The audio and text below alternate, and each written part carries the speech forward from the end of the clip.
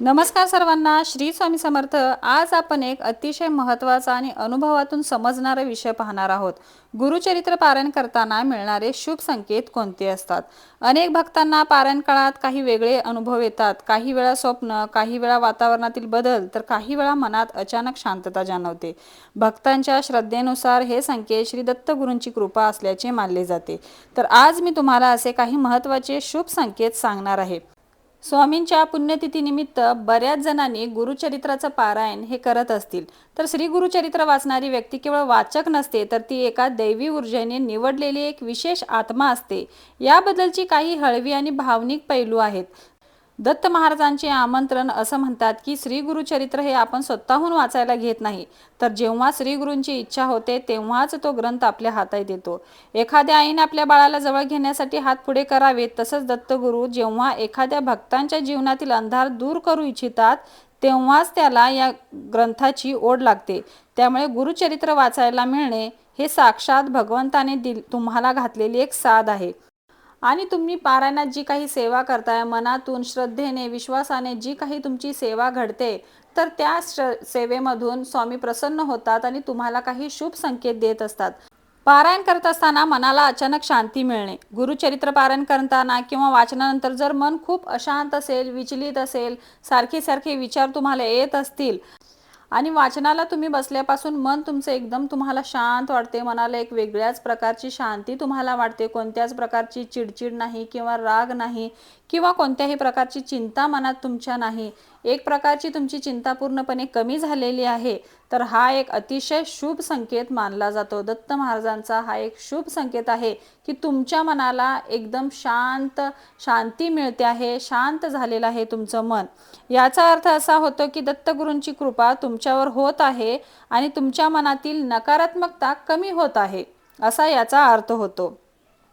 दुसरा संकेत असा आहे, स्वप्नात संत, दत्त मंदिर किंवा दत्त महाराजांची मूर्ती दिसणे, दत्त महाराजांचा फोटो दिसणे किंवा स्वामींची मूर्ती, स्वामींचा फोटो, साक्षात स्वामी दर्शन देणे, साक्षात दत्त महाराज दर्शन देणे, हे जे संकेत आहे दत्त महाराजांचे, हे देखील संकेत दत्त महाराजांचे खूप शुभ मानले जातात। स्वप्नामध्ये जर तुम्हाला अशा प्रकारचे दर्शन मिळत असतील, अशा प्रकारचे स्वामी तुम्हाला दर्शन देत असतील, फोटो रूपी, मूर्ती रूपी किंवा साक्षात रूपाने दर्शन देत असतील, तर हे खूपच शुभ संकेत आहे। तसेच काही वेळा स्वप्नामध्ये आपल्याला पादुका दिसतात, जपमाळ दिसते, फुलं दिसतात किंवा काही प्रसाद दिसणे, हे देखील एक शुभ फळ मानलं जातं, शुभ संकेत दत्त महाराजांचा मानला जातो। पारायण चालू असताना दत्त महाराज हे भक्तांना आशीर्वाद रूपी अशा प्रकारचे स्वप्नात दृष्टांत देतात आणि शुभ संकेत त्यांना अशा प्रकारचे दिसून येतात। तिसरा संकेत असा आहे, घरात अचानक सुगंध येणे। आता आपल्या घरामध्ये कोणत्याही त्या प्रकारची अगरबत्ती किंवा धूप वगैरे आपण काहीच लावलं नाही, पण घरामध्ये एक अचानक वेगळ्याच प्रकारचा सुगंध आपल्या घरामध्ये दरवत आहे। चंदनाचा, फुलाचा, हिना अत्तराचा, उदबत्तीचा सुगंध अचानक घरामध्ये पसरतो आहे, दरवळतो आहे आणि त्याची सुगंध आपल्याला येत आहे। ती सुगंध काही तासनतास राहत नाही, काही क्षणासाठीच ती सुगंध असते, पण एक वेगळीच अनुभूती येते त्यावेळी की आपल्या घरामध्ये तर अशा प्रकारची अगरबत्ती नाही किंवा फुले वाहिलेली नाही, तर हा सुगंध कुठून येतोय? तर त्यावेळी साक्षात दत्त महाराज हे तुमच्या घरात उपस्थित झालेले असतात, हजर असतात। ज्या घरामध्ये गुरुचरित्र पारायण घडतं त्या घरामध्ये दत्त महाराज सूक्ष्म रूपाने हजर असतात। हे वचन दत्त महाराजांनी आपल्या भक्तांना दिलेलं आहे की जो कोणी या ग्रंथाचं पारायण करेल तिथे मी सूक्ष्म रूपाने उपस्थित राहील। तर या सुगंधाच्या रूपाने दत्त महाराज आपल्याजवळ उपस्थित असतात। तर तुम्हालाही अशा प्रकारचा अनुभव कधी घडलेला आहे का? पारायणामध्ये घडला असेल तर तो अनुभव नक्की तुम्ही शेअर करा। चौथा शुभ संकेत असा आहे, अडचणी हळूहळू दूर होणे। गुरुचरित्र पारायण सुरू केल्यानंतर जर कामे हळूहळू मार्गी लागत असतील, अडचणी कमी झाल्या असतील, तर तोही एक शुभ संकेत आहे। नोकरी संबंधित म्हणा, घरासंबंधित, विवाह संबंधित किंवा दवाखान्यातील काहीतरी अडचणी असतील किंवा एखादं संकट अचानक तुमच्यावर आलं असेल, तर त्यामधून तुम्हाला काहीच मार्ग दिसत नाही आणि तुम्ही पारायणाला बसला आहात आणि एक एक प्रश्न तुमचा सुटत चाललेला आहे, एक एक मार्ग तुम्हाला मोकळा होत आहे, तर हीच दत्त महाराजांची कृपा तुमच्यावर झालेली आहे। हाच एक शुभ संकेत दत्त महाराजांनी तुम्हाला दिलेला आहे। तुमच्या संकटात तुमच्या अडचणीत मार्ग मोकळा करून तुम्हाला एक संकेत दत्त महाराजांनी दिलेला आहे की त्यांचा कृपा आशीर्वाद तुमच्यावर आहे आणि त्यांची कृपा दृष्टी तुमच्यावर सतत राहणार आहे आणि ते तुमची सेवा, तुमची जी काही पूजा आहे, पारायण आहे, ते स्वतः दत्त महाराज बघत आहेत, त्यांचं लक्ष आहे तुमच्यावर.